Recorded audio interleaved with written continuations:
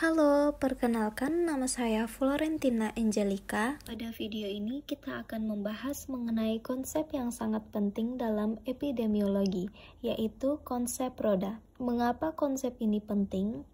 Karena konsep roda memberikan kita cara pandang yang komprehensif untuk memahami bagaimana suatu penyakit bisa terjadi.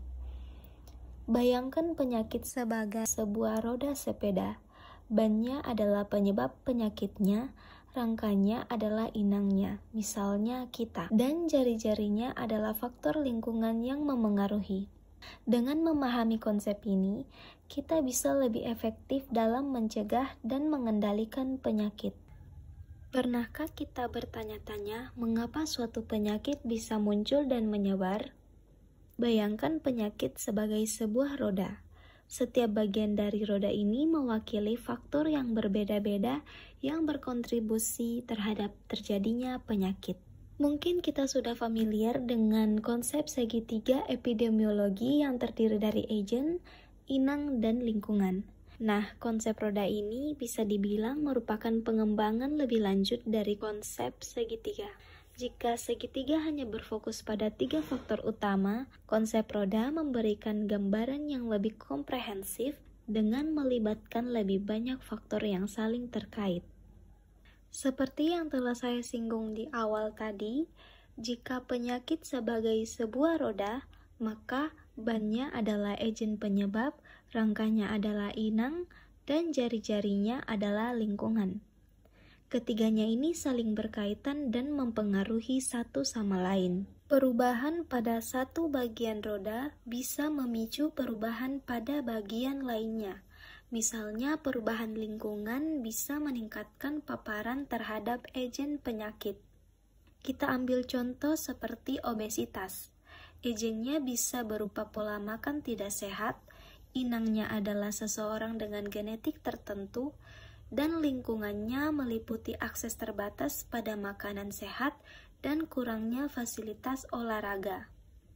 Dengan hal ini, konsep roda sangat fleksibel, bisa diterapkan untuk berbagai penyakit mulai dari infeksi hingga penyakit kronis.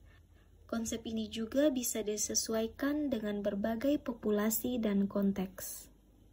Dalam konteks gizi, model ini membantu kita memahami bagaimana pola makan yang tidak sehat dapat menjadi pemicu berbagai masalah kesehatan.